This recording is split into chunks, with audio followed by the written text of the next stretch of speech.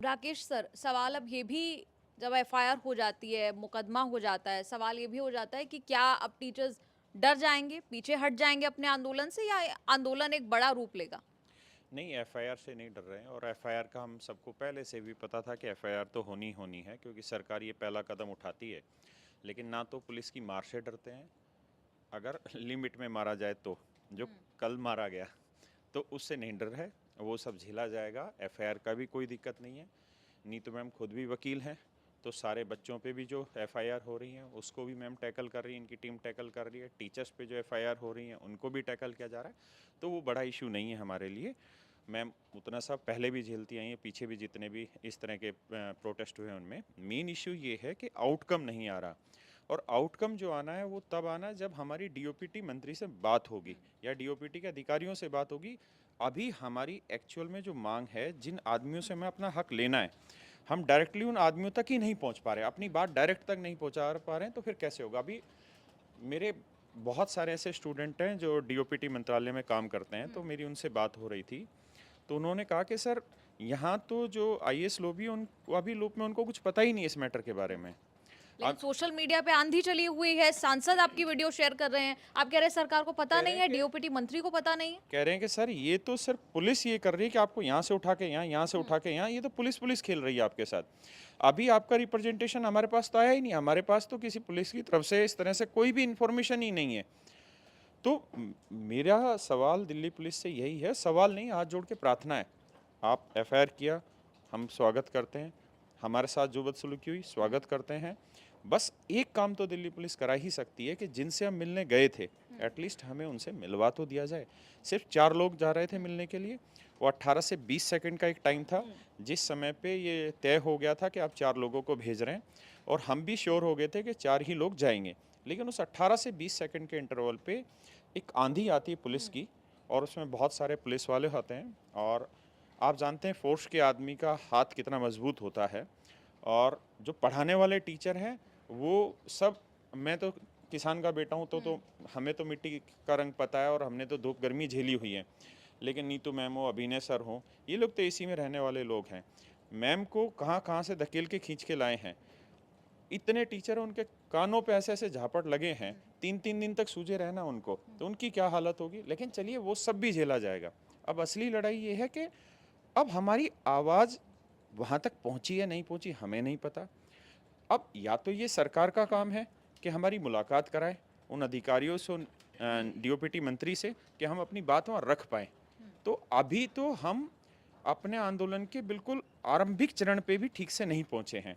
तो आंदोलन आगे कहाँ जाएगा, वो तो बहुत देर में हम बता पाएँगे, जब हमारे सामने हमारी सारी सिचुएशन क्लियर हो जाए। लेकिन अभी तो हम ये कह रहे हैं कि अभी हमारा रिप्रेजेंटेशन डीओपीटी मंत्री के सामने तो जाए कम से कम।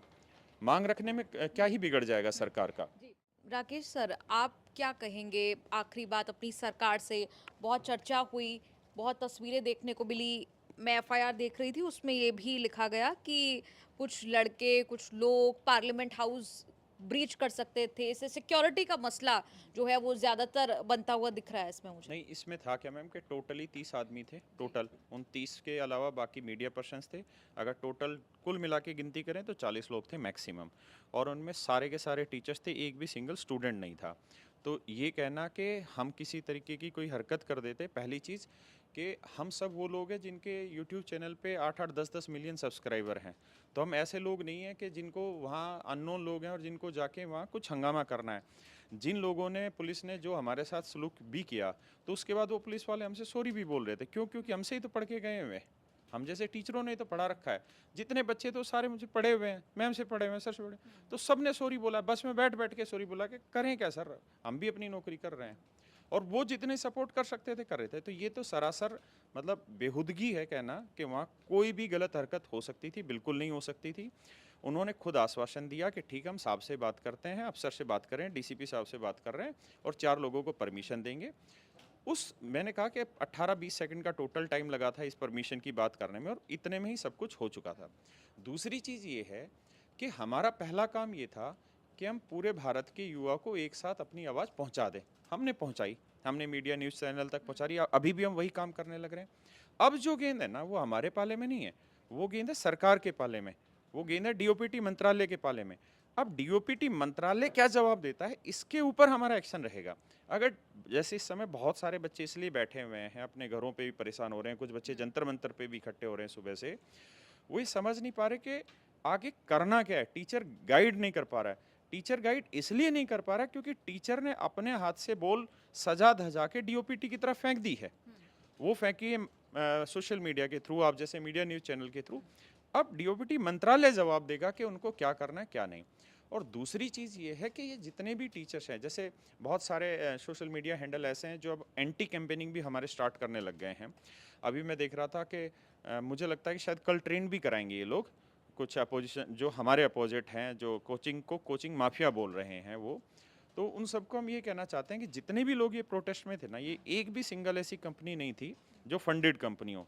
ये सारे वो लोग थे जो अपने दम पे पैदा हुए, जिन्होंने बिल्कुल जीरो से धीरे धीरे आगे बढ़े। और मैं खुद एक्साइज इंस्पेक्टर की पोस्ट पे सिलेक्टेड था, ठीक है, इसी भारत सरकार में सिलेक्टेड। उससे पहले दिल्ली सरकार में टीचर थे। तो हम वो नहीं है कि जो बिना किसी क्वालिफिकेशन के यहाँ बैठे हुए हैं।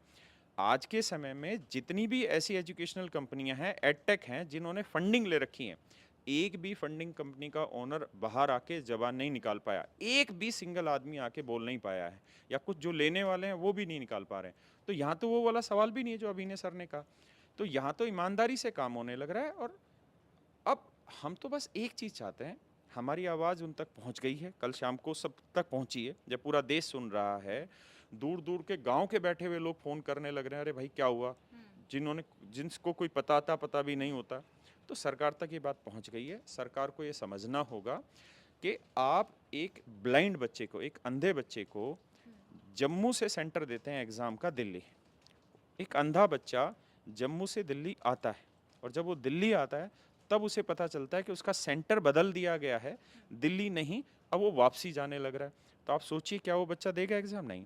अब आप ये सोचिए, एक बच्चा है या एक बेटी है, लड़की है, और वो राजस्थान की रहने वाली है, उसका एग्ज़ाम सेंटर डाल दिया गया अंडमान। अंडमान जाने का कितना खर्चा लगेगा? आज के टाइम में फ्लाइट भी करेगा 20-25 हज़ार रुपये मिनिमम खर्चा लगेगा। एक बच्चा जो 99 रुपये का कोर्स नहीं ले पा रहा है, वो यूट्यूब पे पढ़ने लग रहा है। हमारे यूट्यूब पे सब्सक्राइबर क्यों हैं? कोई हम आप लोगों की तरह कोई न्यूज़ चैनल की बातें थोड़ी बताते, करंट अफेयर थोड़ी बताते, हम पढ़ाते हैं यूट्यूब पे फ्री खड़े होके वहाँ पे। तो बच्चा इसलिए हमसे 8-8, 10-10 लाख, 80-80, 90-90 लाख जुड़ा हुआ, 8-8, 9-9 मिलियन। अब सोचिए 25,000 रुपये एक बच्चा या बच्ची देगी, और जो यहाँ से दिल्ली से जाएगा, राजस्थान से जाएगा अंडमान, कैसे पॉसिबल हो सकता है?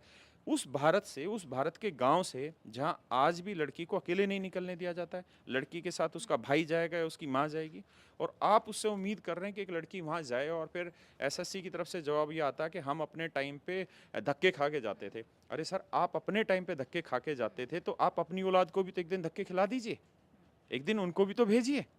भाई यहाँ जितने भी बच्चे हैं वो किस बैकग्राउंड के हैं?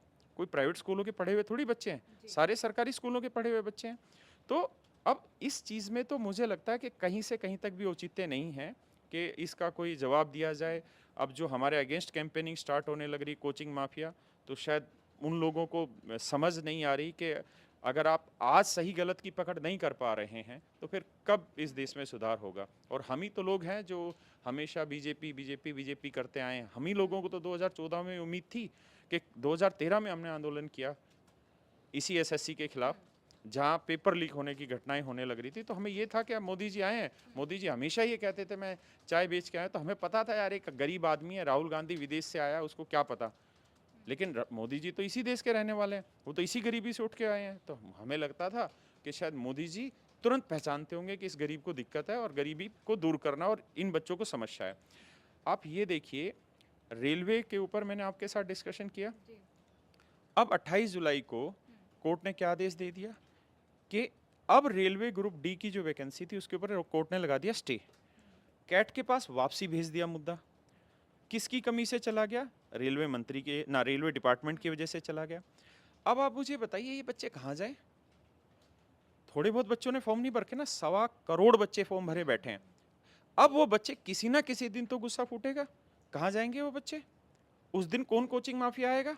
किसकी गलती थी ये? आपने पहले आईटीआई अलाउ किया, बाद में आपने आईटीआई को छोड़ के 10th भी अलाउ कर दिया। अब वो हाई कोर्ट में केस चला गया, हाई कोर्ट ने स्टे लगा दिया। अब उसकी डिमांड कौन उठाएगा? आपको क्या लगता है कि आपने किसी बच्चे को इस तरह से बुलाया? शायद वो प्रोसेस भी नहीं हो सकता बच्चों को बुलाने। आप टीचर्स को ही तो बुला सकते हैं, जो उनको रिप्रेजेंट करते हैं। अगर आप टीचर्स को बुला रहे हो तो हम कोचिंग माफिया कैसे हुए? हमें माफिया कहना कैसा हुआ? अगर हम माफिया होते तो शायद हमारी इतनी अप्रोच होती कि हम इतनी देर में पहुंच चुके होते और हम सरकार तक बात कर चुके होते बैकडोर के दरवाजे से। हमें तो सरकार में कोई रास्ता ही नहीं है बात करने का। जब वो पुलिस वाले ने कहा कि आप मर्द होते तो वर्दी पहनते, तो आप उस वीडियो को देखना, ये सिर्फ हंसते हुए मुस्कुरा रहे थे उस समय। मैंने इन्होंने कुछ जवाब नहीं दिया। जवाब नहीं दिया। मैंने सोचा कि कोई बात नहीं, इस वक्त मोमेंटम ऐसा है, अपना इमोशनल इंटेलिजेंस लगाया और शांत रहे।